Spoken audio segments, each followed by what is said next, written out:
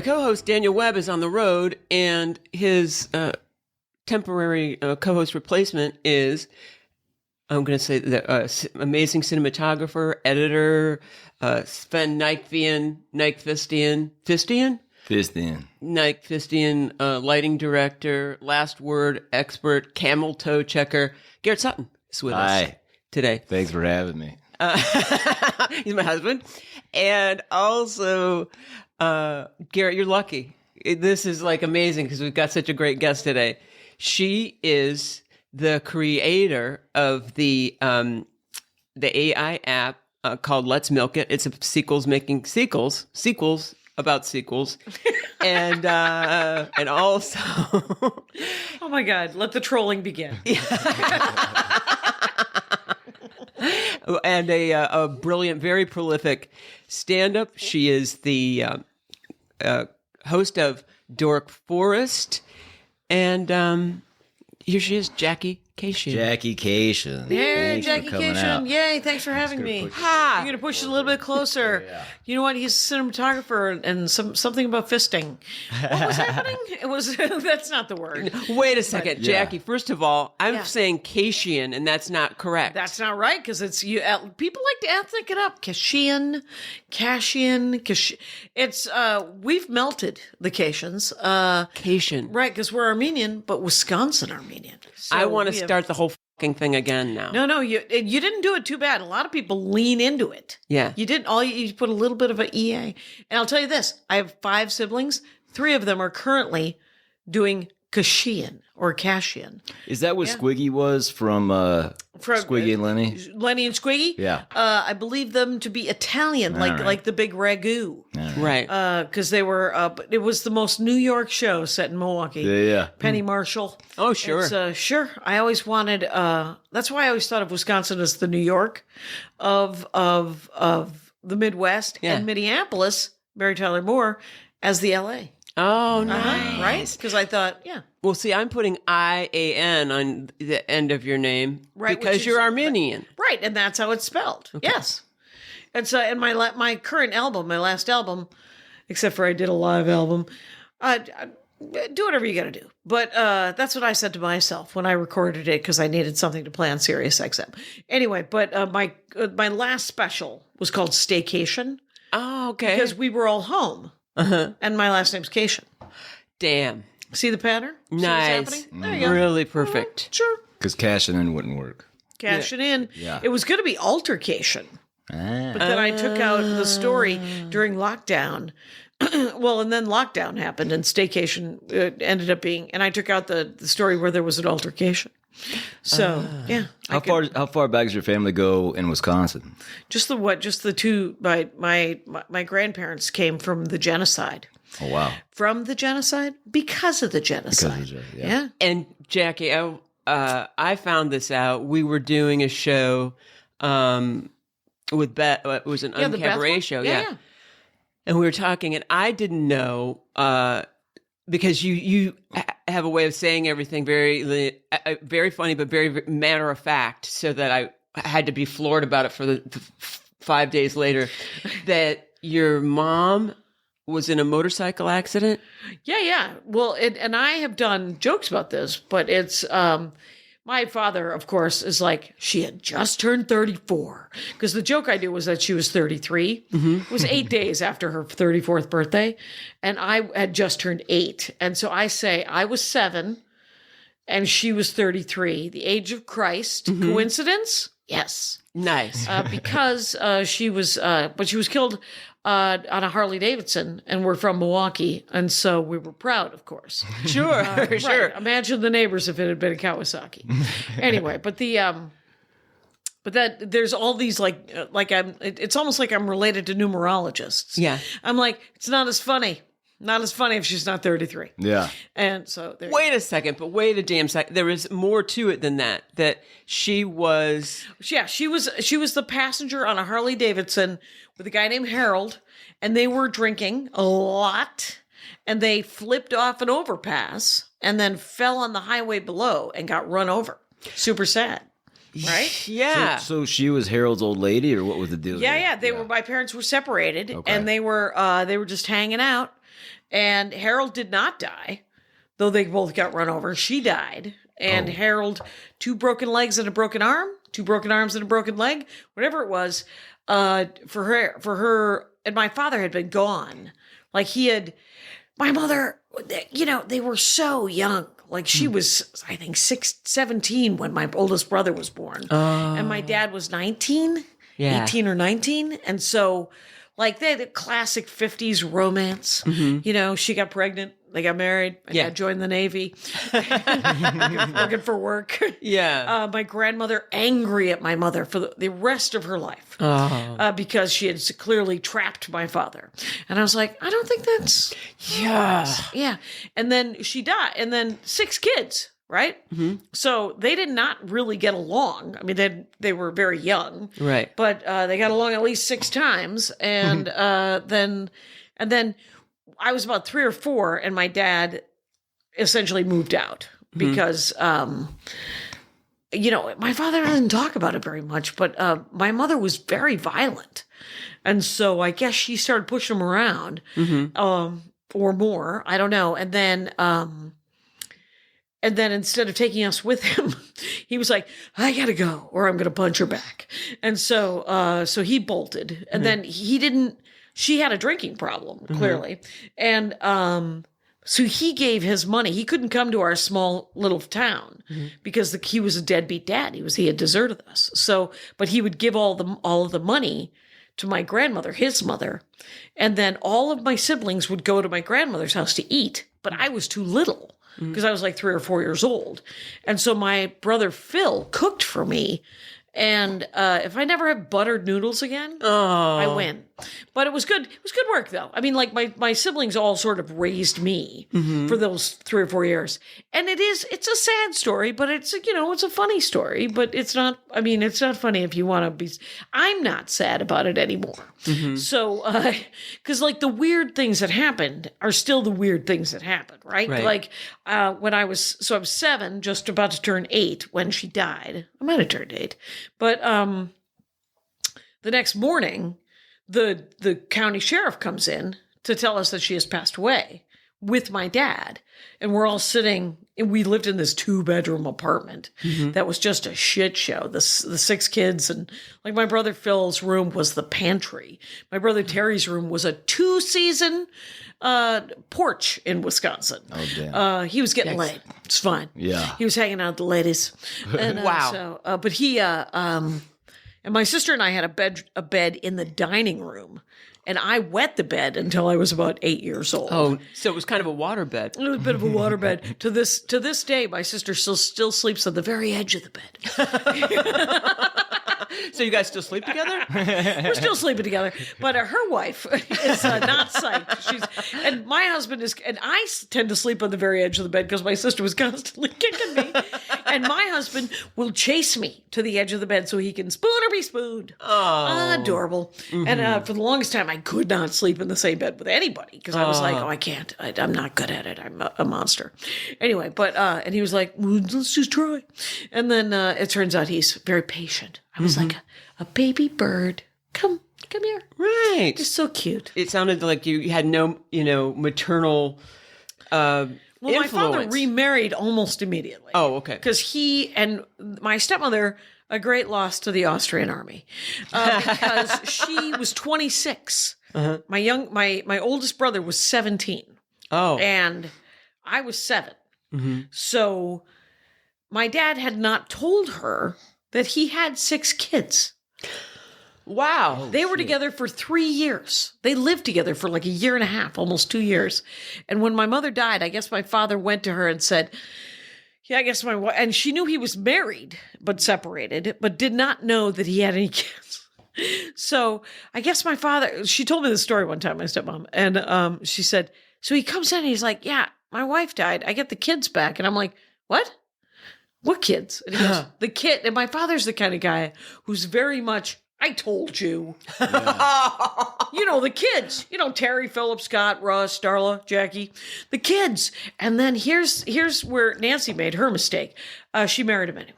Wow. That's on her. That's on love. Her. Terrible taste. Terrible taste in men.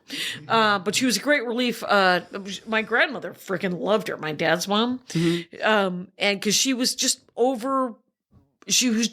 full of responsibility. A 26-year-old who the most codependent, she needed it all, right? And my dad was like, great, I'll be back.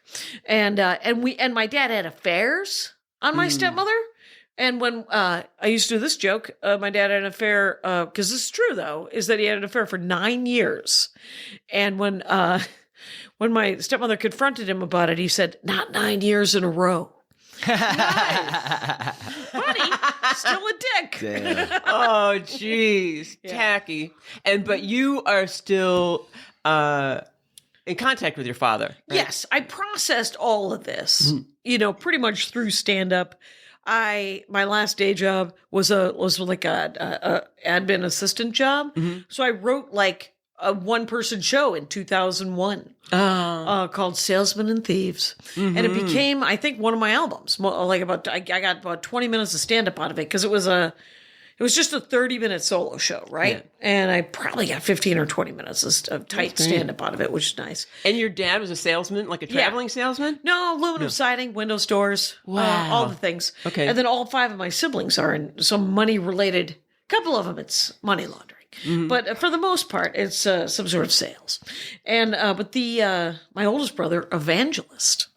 Wow. Same. It's a lateral move. Lateral move. Yeah. And as Andy, my husband, likes to say, Terry's a lot, Jackie. You know, there's like one job left at a glass ceiling, and he's like, oh, I just want to be God. And Terry's, he's just super bossy. Yeah. And so it's hard to hang out with him. Yeah. And so he is now, I think he retired a couple of years ago, and he's now playing pool professionally. He still takes part. He's left his flock. He's no longer has his own church. Oh. He's left his wife divorced him, his children, his grandchildren, whatever. But he made the nationals. In the 8 pocket, you guys. He's doing real good. From the pew to the queue. Right, he's nice. Good. I was going to say he had God in the side pocket. So when my father reintroduced back into our lives when I was about 7 or 8, right? And then Nancy came in when I was 8, and essentially, like for me, she was my mother. Right? Yeah. My older sister had been previously my mother. Right. And so they didn't get along very well. But then my brother Russ had always had my father, because he was the one my father still kept in touch with, because he would meet Russ, who was, I think, 12, and give him the money to give to my grandmother. And so he was the bag man between the two of them. But Scott, Phil, and Terry didn't see him much. And they were feral by the time Nancy came back into our lives. So it was, so she reintroduced structure, and it was amazing, you know, and it was hard not to, as my brother Phil always said about Nancy Kashian, he said, you know, between one day and the next, it was hard to miss Mom, because between one day and the next, there was milk in the fridge. And I was like, there's food in the house. Yeah, I don't mind her. She's all right, Nance. And right. Is Nancy still around? She passed like 12 years ago, because she ended up she raised us. She took care of his mom and her mom, and for like 3 years, 3 or 4 years, 2 to 4 years, I can't remember. And then she found out about my dad got divorced, ended up going out with and then living with a guy that my dad plays cards with. That my dad was like, well, now I can't play cards with WW Bob. And I'm like, good for her, Dad. Yeah, hit him where it hurts, Nance. Anywhere you can. Anywhere you can hit him where it hurts. But then she passed away. I think she just kind of grinded her down, It was real sad. Yeah. But, so I miss her. She was, I was really the only one who really kept in touch with her because she was kind of mad and, she was kind of angry and it was, it's so funny because I have 15 nieces and nephews. Wow. And we don't have any kids, Andy and I. Yeah. But, Nancy would always talk about how she loved her grandchildren. Well, 2 of my nephews lived about 15 minutes from her and she barely saw them. So she had absolutely no interest in raising another generation. Yeah. So, and I don't blame her. Or at least of Kashians. Mm-hmm. Kashians. Yeah, completely. Kashians. Yeah, people say Kashian a lot too. That's my dumb brain. I like Kashian. I think I Yeah, like vacation, staycation, altercation. Sure. I can do whatever I want with my last name now. So you were kind of a latchkey kid? Oh, very much so. We were, it was feral until Nancy, and then Nancy was working this day job, and she, hilariously, there was like scheduled meals, right? She would get up and make us breakfast 4 days, and then Friday was cereal day. But Mondays and Wednesdays were egg days, Tuesdays and Thursdays were pancake days, and Thursdays were fruit in the pancake days, and she was terrible. I never liked pancakes. Terrible cook. The only thing she could make was roast chicken. Remains my favorite food. And then there was a chart for chores and for dishes. Mm-hmm. And if you wanted to get out of dishes, you had to switch. Mm-hmm. And my brothers would pay me like $2 to do dishes. Mm-hmm.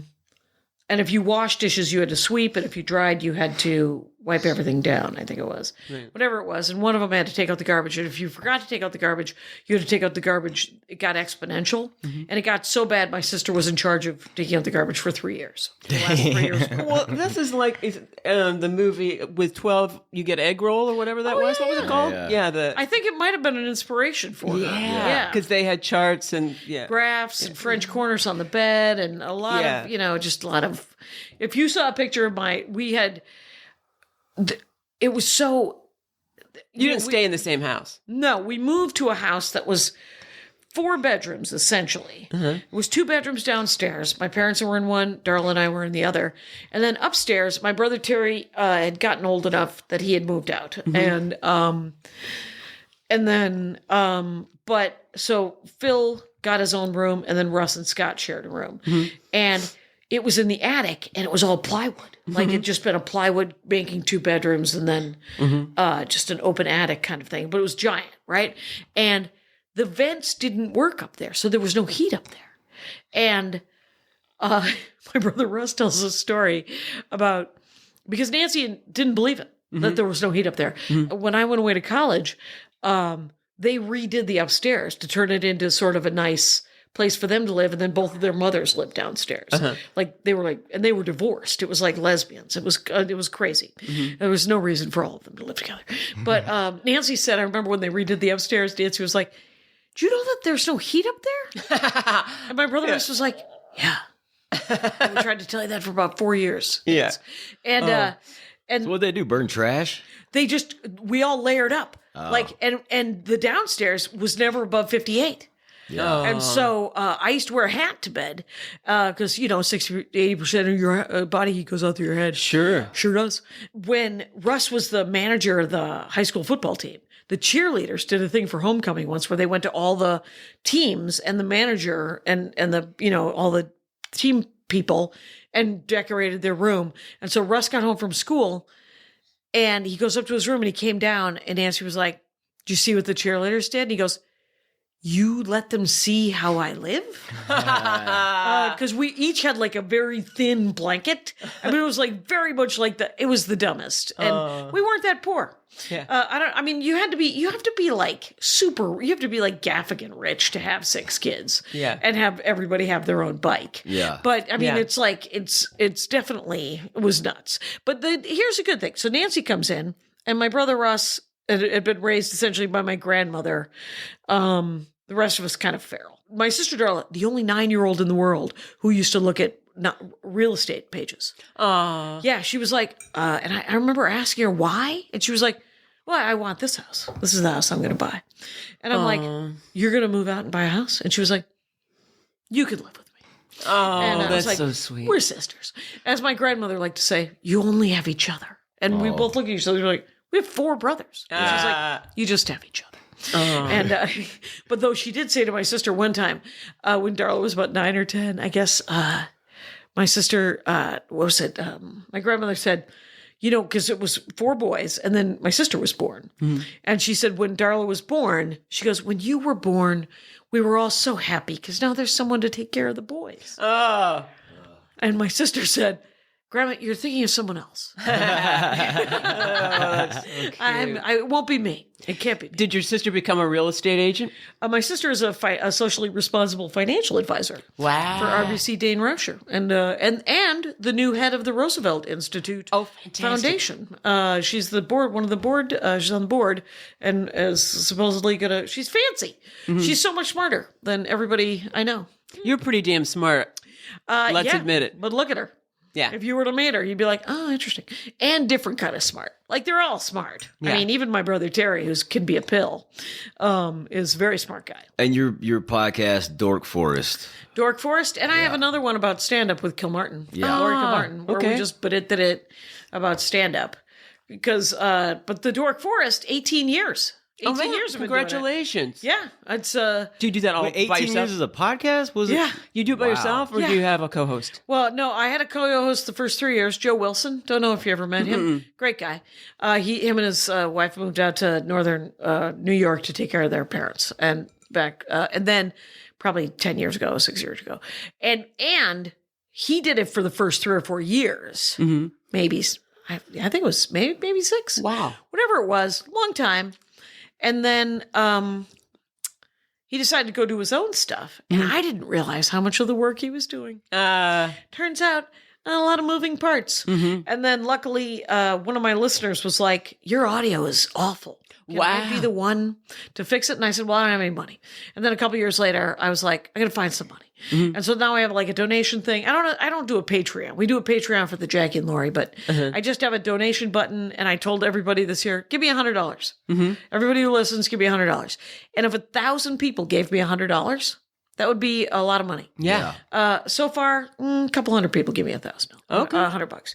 But it's fine. It's enough to pay for the audio. I love it so because I interview people about what they love, right? Like I would interview you, Garrett, about tech, about cameras and these toys that are actually not toys. They're tools.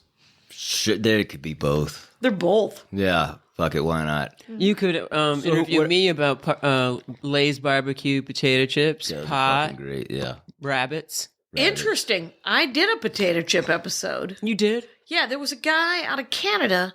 Nope, he went to Canada.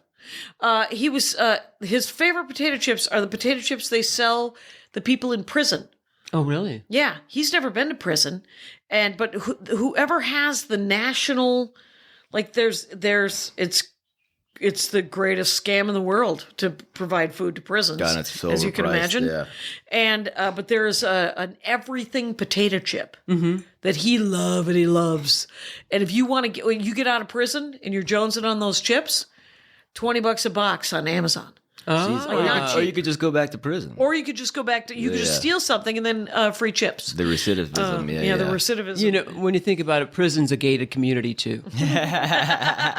And that's why things are so expensive. Yeah. Right.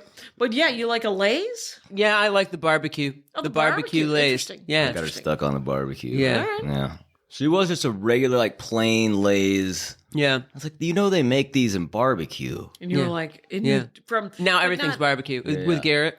Yeah. Right, and the barbecue comes from like some exit off in New Jersey, right? Like it's a pharmaceutical barbecue. Right? Yeah. It's like it's from Delaware. It's Dow Chemical. Sure. Barbecue. That's delicious. why. That's why I'm so fucking hooked on it. That's it. They're not playing. The orange is Agent Orange. Yeah. I've been sniffing it. Yeah. You're just like, I just Off need the the powder. chips. Just Yeah. need the powder. I found out a lot of the younger comics have Adderall. Somebody offered me Adderall the other day, and I was like, no, I'm good. And then I was at a club, and the club manager, I said, I have a headache. She was like, do you want ibuprofen? I also have some Valium. Damn. What? And I'm like, that's back around? yeah, calm down. I'm going to take the Fayetteville. Now, you don't drink or do drugs of any kind. Is that right? No. I tend to fall asleep with pot, and I used to like hash a little bit for a while. Hard to get in the States. Hash. Yeah. I mean, I suppose if I was committed, I could probably get it. But yeah, so You could ask one of your brothers, I'm sure. you know that my brother Phil, when he was young, I've always wanted to do something with this story because it's so funny. He was about 16 or 17. He was just a huge giant pothead, and he said when he was about 16 or 17, he had a dream, and it was being a drug dealer of repute. Just to be a well-respected drug dealer in South Milwaukee, Wisconsin. Yeah. A little factory town outside of Milwaukee. And so he partied so hard one night when he was 17, and he had dropped out of high school, and my dad let him drop out of high school because he was like, but you have to get a job. And he got a job shoveling sand over at one of the foundries. And 1 week, he lasted, I think, 3 or 4 days. And he's like, I'll go back to high school. It'll be fine. I don't want to shovel sand.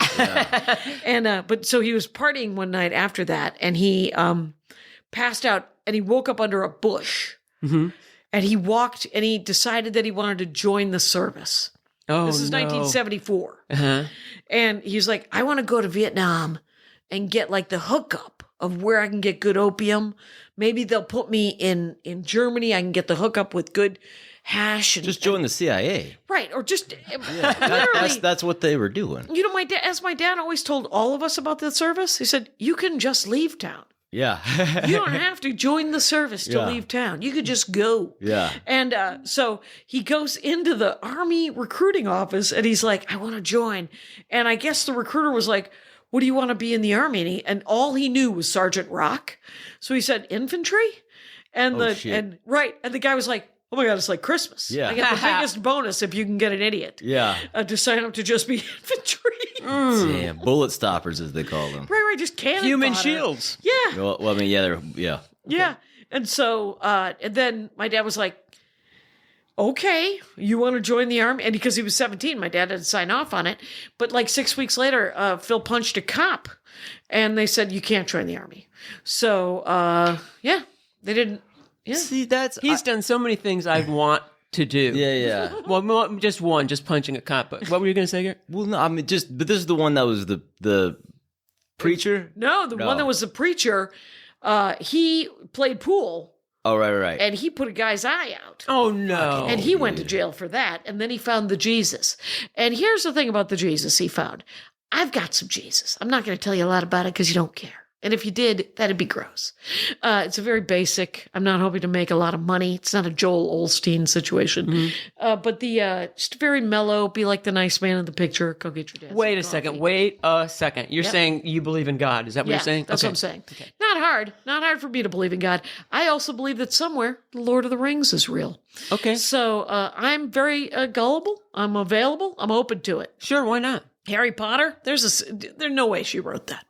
Anyway, that's real. She was tripping. She just saw it real. And, Dragon Riders of Pern, let's do it. Okay. But what I'm saying is that, I forgot what I was saying. Oh, I'm sorry. We were talking about punching a cop, finding Jesus. Right. And then your one brother. Eye out, yeah. Oh, Terry. Yeah. Oh, I was asking you if you believed in God. Right, but before that, there was something. Someone will put it in the notes. Just email me, Jackie@JackieCashian.com. I'll tell you the story. Anyway, so, but yeah, it's... He went to Vietnam, but couldn't go because he punched a cop out. He punched a cop, that's right. Yeah. He couldn't go. And my dad, I guess, like, Terry couldn't join the service. He wanted to, he didn't want to, but he would have been eligible for the draft for Vietnam. Wow. But one leg of his was shorter. He had a diseased hip bone. Wow. And Scott couldn't go. He wanted to join, or he might have wanted to join, but he had epilepsy. He has epilepsy. Mm-hmm. And then Phil was going to join underneath, but he punched a cop. And Russ was talking about it. They all found a way out. They all found a way out. Yeah. Russ was thinking about joining, and my dad was like, because Russ was like, I think I want to join the Navy and become a baker. And my dad was like, you have to get up at 3:00 in the morning. And Russ was like, I think I'll go to college. And then my sister wanted to be in the Army marching band, and she passed. She like auditioned and got accepted. And then she went in to sign the papers, and they were like, just so you know, if we have too many people, you don't get to be in the band. And she goes, oh, I'm gay. And then this was before you could be gay. Yeah. Oh, So, sure. and she was like, I don't want to be in. If I can't be in the band, I don't want to be in. Right. Yeah. And so she wasn't in. And then she ended up, because Terry didn't graduate from high school. He got his GED. Mm-hmm. Phil and Scott graduated barely. And then Russ was like, I'm going to college, so I'm going to need college prep courses. But you know how the counselor in a family is the same person because of your last name? Mr. Hansis was like, your family doesn't go to college. Your family takes shop and works at the factory. And Russ is like, not me. I'm going to need some prep classes. And so he strong-armed his way and got these classes. And then Darla said, Darla and Russ are almost the same person, but a little bit different. But politically. But so Darla goes, I want to go to college. And Mr. Hansis again goes, your family doesn't, Russ was a fluke. Your family, you take home ec and, and Darla was like, yeah, I'm going. And so she strong-armed her way into taking these classes. And then, so by the time I got there, I was like, I would like to take shop and home ec and art classes. And he goes, no, your family goes to college. You have to take chemistry. And I was like, what? The low expectation Kashians. Right. Yeah. Right. Expectation. Yeah. Yeah. It was, So then I went to college and, I didn't like it. But think about fucking guidance counselors. Right. My guidance counselor, I was in, I guess I was a good student, but also I was in every, extracurricular. I was the editor of the newspaper. Cool. I was, on. Now, how did you get into that? How did you become the editor of the newspaper? Nobody wanted to do it. That's it. Mm-hmm. And How big was your high school? 210. The whole high school or your class? Oh, my class. Yeah. Okay. Yeah. So there might have been 800 people. Right. There might have been a couple of people that wanted to do it, but I feel like I was good. I was good friends with my honors English teacher. Sure, and she was the she was was the mentor. Or whatever. She did the whole thing. Yeah, Sally Stauffer. And it's so funny. I had a really great another English teacher who was also the drama club teacher. Mary Brickley, and she gave me like my start in show business. I was Penelope Sycamore, and You Can't Take It With You because of Mary Brickley. Oh my God! I know. So I love that movie. I think so. I know, it's so good, such a great movie. But I think because I had just a single parent, I was always closer to women, and and I was close to my mom's friends. Like I was already like an adult. Female, and you had just the opposite because you weren't around a lot of women. Do you have any siblings? I have halves. Okay. My mom was a mistress. Okay. And so she, not professionally. No. My dad was married, and this is what, God damn it, that's what I was going to ask you, Jackie. Like, my dad, I didn't really get to know him that well, and I was always asking questions about my half brother and sister, but he was carrying on an affair with my mother for 18 years. And so I remember. In a row? Yeah. In a row. Yeah. Mm-hmm. And so I remember saying to him, I made him laugh once. He was an optometrist, and I made him laugh because I wanted tinted contact lenses. And he said, "Oh, you want to be the Aryan ideal of beauty, blonde hair and blue eyes?" And I said, "Who's experimenting with eye color? You or me?" Good one. Yeah. And so he laughed really hard. Why about does an optometrist get to have affairs and a mistress? There's no justice. I think no peace. I think the wandering Jews get their name for a reason. But anyway, so I said, well, he goes, "Oh, so do you think I'm the Jewish Mengele?" And I said, "Well, I don't know. I don't really know that much about you. I really know so little about you." Mm-hmm. And he said, "Okay, ask me whatever you want to know," because he would never let me ask questions about my half brother and sister, but I was really curious about that. Yeah. And he said, "Okay, ask me whatever you want to know about me." And I said, "Okay, what do you tell your wife when you sneak out to see my mother? Yeah. And that was pretty much it. Oh, right, because that will sum it up. And why are you such a douchebag? How about that? Yeah, that came later. That came later with therapy. Right. That was another thing I was going to ask you. So you didn't have therapy as a kid, or there wasn't anything that they suggested? Hilariously. I was talking to my sister about this because after, it was 1972, when she died, my mother, and my dad got all 6 of us back. And social services insisted that my brothers all go to therapy. Darla and I were considered too young, 9 and 7. Huh. And so we just had to wait in the waiting room while them and my dad and my stepmother all went in and just shouted for like a couple of sessions. It was pretty dumb. And so I never had therapy until I moved here. I met a lady who was willing to do sliding fee scale. Could possibly save my life. This lady, she was like, sure. She was like willing to. She was so funny too. 'Cause she was like, Jackie, not in this to write material, not in this to make me laugh. Mm-hmm. I will not laugh. Mm-hmm. It's all going to be sad and real, and you're going to deal with it. Your parents are people. Sometimes they weren't good at what they did. Yeah. And you're going to have to process that. Right. And we're going to try to do this because you're paying me to do this. And it's this woman, Helene Z. Harris. That's her website. She wrote a book, cracked me up. It's called Are You in Love with a Vampire? Oh. She meant an emotional vampire. Oh, okay. Okay, good. There you go. Oh, okay, good. She was and hilariously, she told me she used to do naked group sex therapy. And I said, why don't you do it anymore? Because this was I think I had the therapy in like 99. Mm-hmm. 3 years I had therapy. Uh-huh.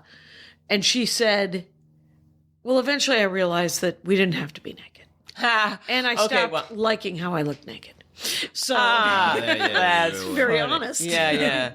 Wow. She couldn't sell the tickets. So was she like the first person that said to you, this was really traumatic and it was handled poorly? No. Oh. All of my siblings told us. I mean, because the thing is, my mother died and we never mentioned her again. Oh. It was like no one would talk about her. And my brothers would secretly sometimes talk about her, and they canonized her. My brother Russ never talked about her because I vaguely remember this, as she used to beat the shit out of him because he was my dad's favorite.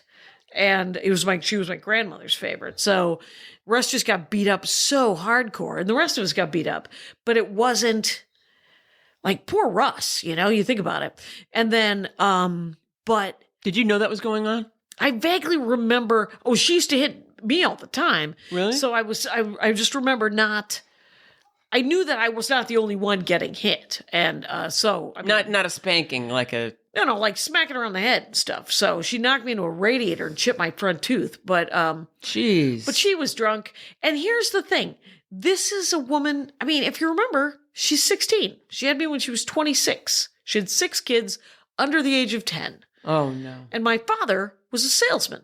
He was out making money. He was very much a 50s dad kind of thing, where he would give the money to her, and she was responsible for everything. She was supposed to. Turns out her money skills were not great. Yeah, she also didn't graduate from high school. So between the two of them, he would give her like thousands of dollars. So she would wash. She wouldn't wash our clothes. She would buy us new clothes. So she would just so when she died, there were closets full of rotting clothes. Wow. Because she would get another check, and she would just, instead of taking the clothes out and washing them all, she would just go out and buy. So there are several pictures of me as a child. Sometimes I'm dressed as a princess, and other times I'm wearing like a pillowcase. And, God. like, right. And I was talking to Kilmartin about this because Kilmartin was talking about a woman who was a single mom, and she was super sympathetic, and she wanted to help this woman, and she got her a GoFundMe, and she got her all this money, and the woman ended up taking $2,000 of the $3,000. They were trying to get $6,000 so she could get into an apartment. And but the money was hers, right? It was being raised for this woman and her son. And Lori was like, why does she take this money? And I was like, well, because it's about to be the school year. And she took the $2,000 to probably pay off as many bills as she could, get him school clothes, And because I remember we didn't have underwear. My brother Phil used to steal underwear. He would go into like Kmart and put on like 6 pairs of underwear and then his pants and then hike out. But it was like, I mean, if you haven't ever been that poor, and I don't remember necessarily being that poor either because I was 7, right? It was like my brothers like to mention how I had the golden years. Yeah, you always had food, Kashian. And I was like, why would you call me by our last name? But yeah, I mean, what happened was I processed a lot of the being mad at my dad. You know, when you're in your 30s, you got to do it. Oh, yeah. It's like you're so mad and you don't know why. And even if your childhood was lovely, they fucked up in some way. You got resentment about something. Yeah. And you've replayed it so many times in your head that you're just like, okay, I've got to be able to let this go. Yeah. And so through the writing of that solo show and a lot of those jokes, I was able to find things in my father and in my stepmother. Because my stepmother, she didn't want to do it. Yeah. She did it for him. Yeah. But there was never any doubt she didn't want to do it. Right. So, like, she was nice. Yeah. But she was young, too, she was a baby as well, you know? Oof. Yeah. But I think it helps so much. You know, I'm really surprised when people don't want to see a therapist because just having someone, you know, confirm your thoughts. I mean, you know, like I'm going to like do this as a plug. Dr. Joanne Barge was so amazing to me because I was saying, well, you know, I didn't see my dad much. My mom, you know, I feel like I don't have great relationships because my mom always had tons of relationships. She's beautiful. She always had a lot of boyfriends, blah, blah. And then just like a really simple thing that Dr. Barge said, yeah, your dad was a jerk. And I was like, oh, yeah. And I mean, it's something simple, but it's like literally to put it in a term that the technological might enjoy. It's a drone's eye view. Right? Yeah. So you're getting, I understand that, Jackie. You get it. I fucking understand what a goddamn drone is. You think I'm too stupid? You think I can't understand what a drone? Okay. We get it. Okay. It's but it's like it's just another perspective that allows you to go, oh, that did look weird. Yeah. That wasn't okay. Right, because you think it's normal because you're raised in it. You're in a fishbowl. It's sort of like racism. Or sexism, or whatever ism we all have, right? Because I'm in my fishbowl with my halfway decent castle, and all I see is my little world, right? Sure. And if I want to be inclusive or try to figure out what somebody else's perspective, I got to get through the water. I got to get out of the bowl. I got to go look at your fishbowl, and so whatever, like there's a huge reveal that institutionalized racism is real, or what, you know, like whatever. There's like, like when somebody explained to me the difference between not being a racist and being an anti-racist, like an active anti-race, I was like, oh, okay, I can do that. Like, wait a second, now I don't understand what that is. Well, here's what bugs me: like when people say it's literally raining out, you know. You mean it's raining out? So you're saying there's not being racist and anti. Right. The thing is I'm in my fishbowl. Not a racist. Yeah. Black fish comes in, Asian fish comes in, perfectly nice. Their fishbowl is being cared for by the this analogy is going to fucking fall apart. But whatever it is, like you're at the fish store. I have a nicer fishbowl is what I'm saying. Yeah, I've already checked out, Jackie. Right, exactly. No, institutionalized. So you're saying you go out of your way to be like, hey, I'm not racist. It's empathy. Exactly. It's empathy. It's being able to walk in somebody else's shoes. Right, it's being able to see that, because I have things where I think I like black nerds, right? Black nerds common as grass these days, right? Blurds. Yeah. Sure. But they black nerds, not something I knew about until a dozen years ago, right? Turns out they've always been there because they're people. Yeah, sure. We're all just a pile of meat, and we all have different sausage casing. And if I can just meet the meat with the brain on top, and then, you know, like this clearly a haircut and a couple of holes, but it's not, that's so. But because of that, society says, "Oh, you can't make your own legal decisions." Oh, right? Because I'm a lady. Sure. And too many holes. All my brains go out. And I feel like being if to identify as a female like I do. Really, what I feel like more like a rabbit or a dog. But anyway, in a writer's room of all men, it's okay to talk over me. Yeah. Yeah. It's okay. Right. The fact that, Let me stop you there. Laura, I don't know what you just said, but I'm going to repeat it. 12 words. Yeah. I've been talking No. I just want to talk over as a man. Right. But we said about like it's empathy. When people say white guilt, I'm like, I don't believe in white guilt. I just believe in being empathetic to other people's struggles. Right. I am not enslaving someone right now, but am I? Right? I'm wearing clothes that were made by toddlers, right? But I don't sell clothing made by toddlers. Bit of a lateral move. All my merch is union made. Sure. So in an effort to not be a fucking monster. But the thing is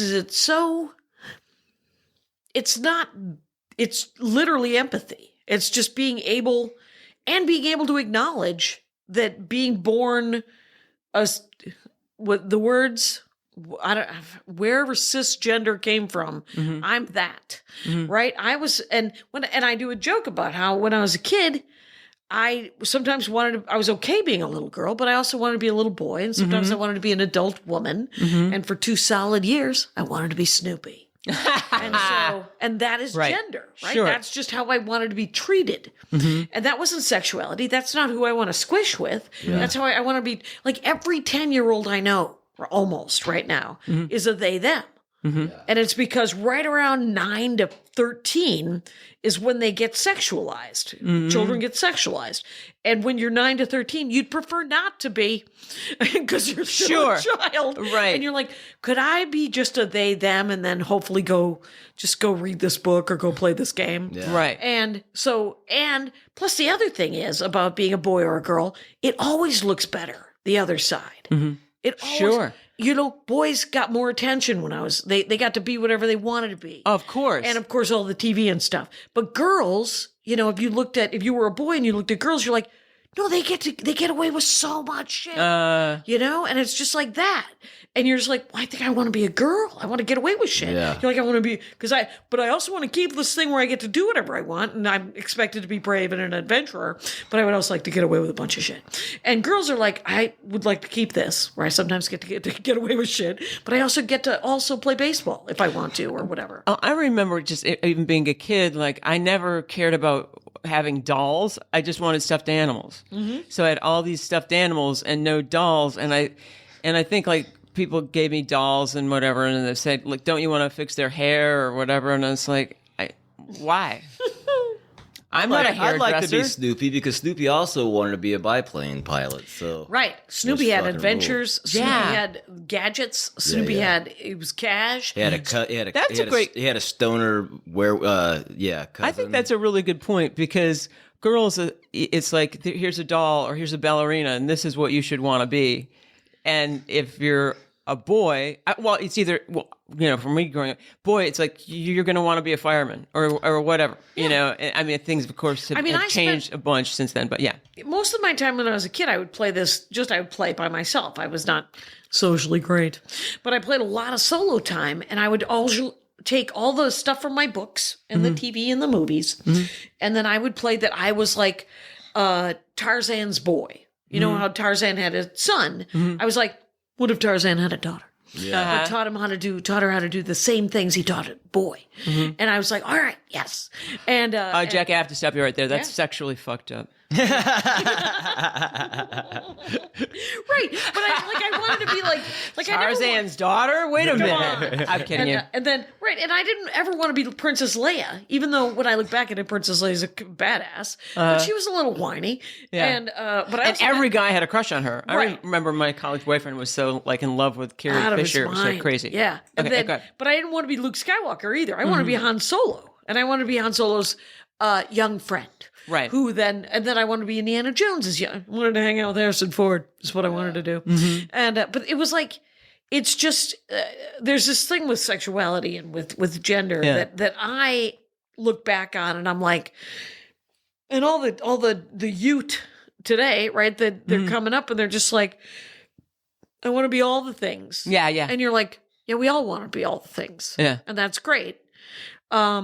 But even superheroes, even like, Marvel and all of it is still, men are superhero, whatever. And the girls, the women, it always feels like it's an afterthought. Bit of a shoehorn. Yeah, yeah. And it's like they're never the Han Solos. They're never running the ship. We need to do this to get a tax break. Yeah, Make a yeah. female, yeah. Right. Yeah. Well, I think I was talking to you about, because people, I really love that new Captain Marvel movie, the first one, when it came out. And people were like, it was just all right. Why did you like it? And I was like, did you like Black Panther, my black friend?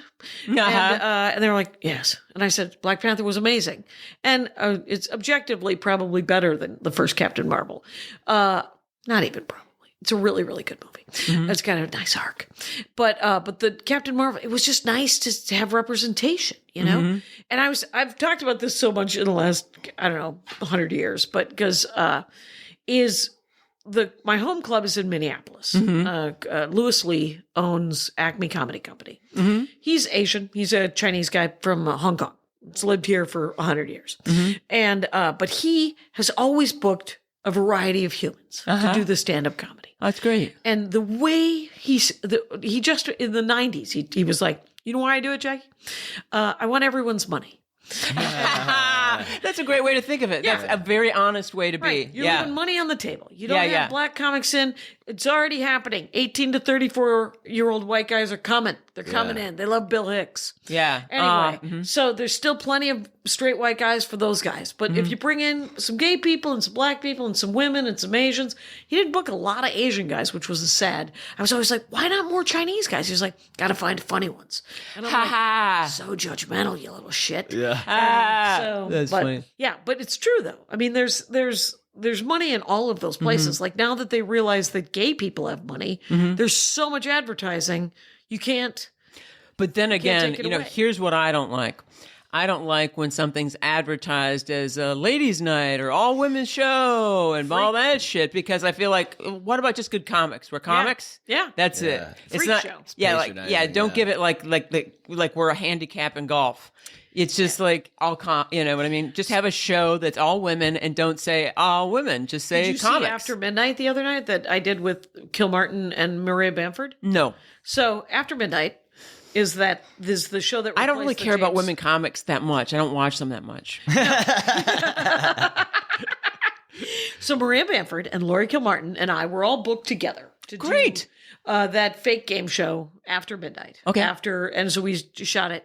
And Taylor, what a great lineup, though. What a great lineup. Amazing lineup. And Taylor, huge fan of she's a great comic, and she knows that we've all been doing comedy since the dawn of man, right? So she said, so many people were like, it's so great to have friends, you got to have friends on. It's so great that it's 3 really strong women. And she's like, how about just 3 really funny comics? She said that? Yeah. Okay. Now I'm a fan. Yeah. Huge. No reason not to be. No, not at all. I just didn't know. But you don't know. Yeah. I don't know that much about whoever's new. I'm just like in the dark ages. There's so many too. It's like every 4 months I'll meet 10 new comics and 4 of them will be amazing. And I'm like, why aren't you famous? And they're like, why aren't you famous? And I'm like, oh, noted. But I mean, the thing is it's like, there's so much talent, and Los Angeles is obviously a magnet for it. And so, how did the show go, though? Oh, super fun. Did you? So on the show, do you do like a little bit of stand up and then you do the game show? Or it's game show, but what it is it's not even. It's hashtag wars, and it's like At Midnight. It's like the old At Midnight. I didn't watch that.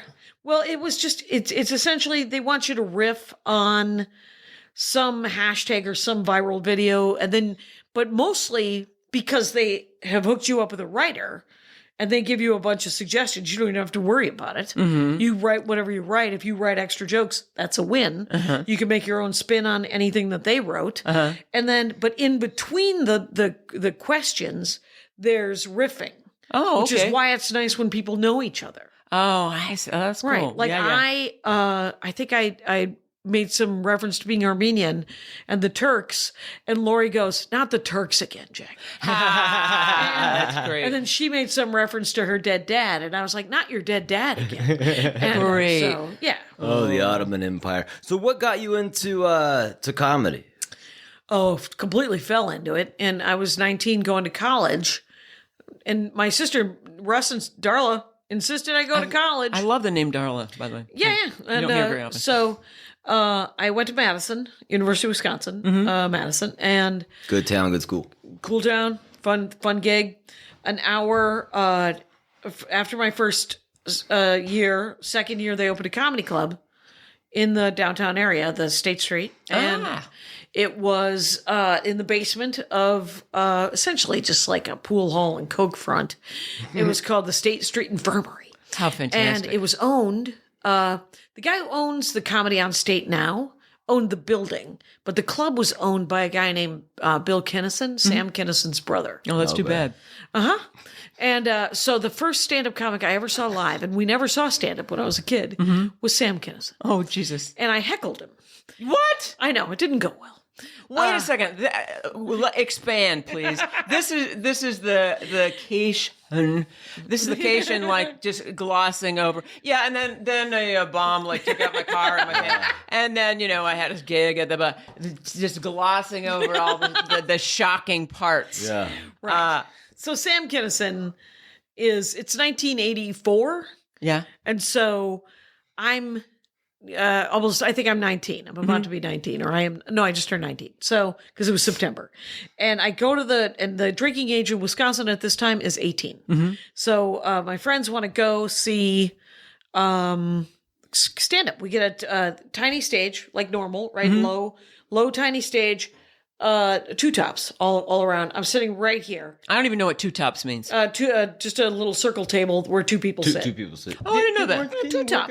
Well, fuck me. No, I did. I got fired from my first restaurant. I was a waitress for 2 seconds and got fired. Okay. Okay, but go on. So, just a little table. Okay, got it. But there were four of us for some reason sitting at it, packed. Okay. And it was 1984. Sam Kinison had not yet done Letterman. Okay. So it was right before he blew up. But he was huge. Was he Big screaming deal. still? Yeah. Oh, this was the heyday of the scream. Okay, This is before he invented the scream. Yeah. Right? And so he has a hard set. Doesn't go well. Weird, right? No. No. I'm not a fan. Not a fan. Never a fan. No, there's no reason to be. I mean, everyone has a couple of great jokes, and that guy had a couple of great jokes, but he was a mess. He was a disaster of a human being. Yeah, I don't like to be yelled at. From preacher to comic, yeah. Yeah, there's no reason, and it was a lateral move, of course. Because what are we doing? Yeah. And but he was having a hard set. He's from Peoria. I could not have been drunker. Fantastic. I was so drunk, it was insane. Because I had just started drinking the year before. And I had been told by Nancy that when someone brings you a drink at a nightclub, you tip $1. And so in Wisconsin in 1984, that never happened. So I would get a shot and a beer, and then she would bring it. I'd do the shot, and I'd give her $1. She'd come right back. You want another shot? Oh. And so by the time the headliner, Sam Kinison, was up, I was beyond shit-faced. And he said something about being from, and the heckler line wasn't a good heckler line. It was just, his timing was a little stop and start. Yeah.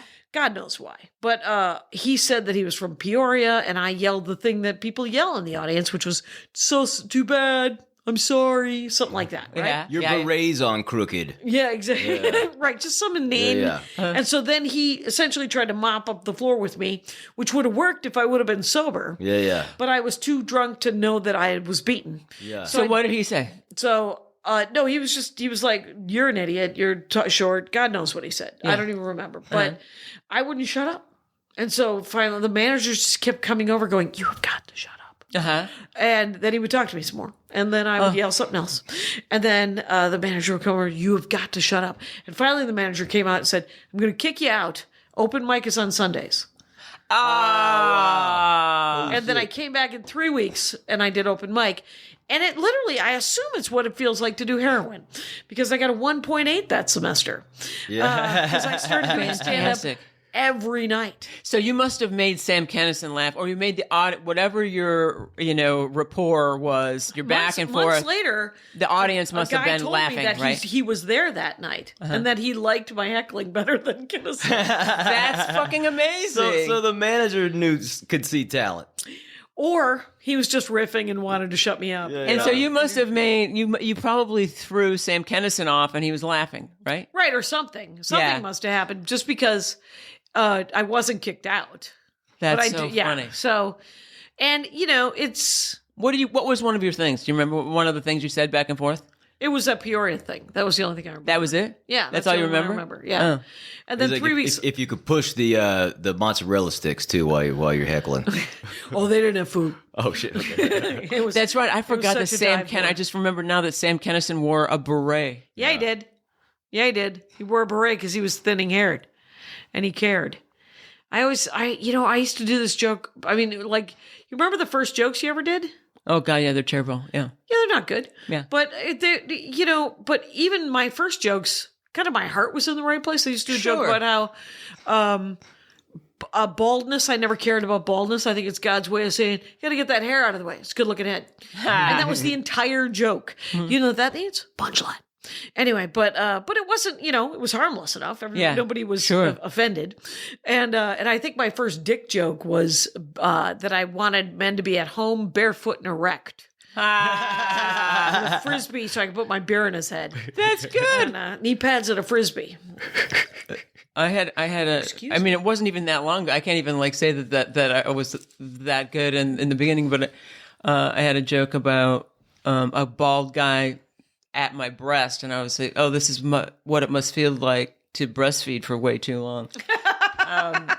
I don't mind that. Yeah, that wasn't that long ago though, which is sad. I still bring that up sometimes. But anyway, Jackie, yes, you're hilarious. We have to have you back again, and what we need to know, right? Should we? Yeah. I need to know. What's coming up, where people can find out, where to go and see you live and all that stuff. Please. Okay. Please come and see me live. I'm trying to do this thing where you fill rooms. I don't care. I don't care. I just wanted to stand up. But it turns out if you were to go to my Instagram, you would see me grinding it out. Sure. It's an opportunity, ladies and gentlemen, to see a lot of clips. You want to see what kind of stand-up comedy I do? Please go to my Instagram, Jackie Kashian. If you go to JackieKashian.com, you can see tour dates and all that stuff. I don't know when this is going up, but first week of May, I'm going to be in Seattle.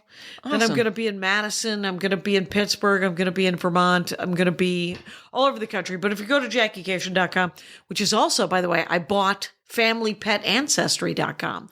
You'll like this because you enjoy a pet. Of course. FamilyPetAncestry.com I bought because it's funny. We bought animal farts. Animal farts because it's funny. Where does it point to? Oh, I don't know. Oh, we were hoping somebody would buy it. We just haven't. Oh, you should totally have it just point to Kightlinger. But then again, it's like, then I didn't realize that you have to get a release form from all the animals who are farting. That was the idea. I was like, shit, man, how do we get him those? I know. I'm sorry. How do you get them to not shit? Oh, yeah. Huh? Yeah, But FamilyPetAncestry.com was because I thought, how great would it be if someone was like, I wonder if my cat came over on the Mayflower. Oh, that's brilliant. It's fucking brilliant. FamilyPetAncestry.com. Or is my dog eligible to join the dogs of the American Revolution? FamilyPetAncestry.com. That's so smart. Yeah. And so it just points to JackieKashian.com. So if you go to FamilyPetAncestry.com right now, you'll see where I'm playing. You can watch. I have a couple of new like short specials. Oh, fantastic! Like a 10-minute special called "Looking Back," where I tell car jokes into the ass camera of a Mazda 6 in reverse. Fantastic. I hired someone to put their foot on the brake, so it's not a snuff film. Yeah. But I tell jokes in reverse, and then somebody filmed the. You would, yeah. Yeah. Yeah. And then I dig it. Yeah, I want to check that out. Yeah. And then the other one I just was those Don't Tell comedy shorts. So it's just a 10, 11-minute set of me just telling a bunch of very old jokes that were never on TV or anything, and then they're on my albums. Like I have 5 albums, but Fantastic. But they and then a couple of brand new jokes that if you were to come and see me, by God, you might hear them.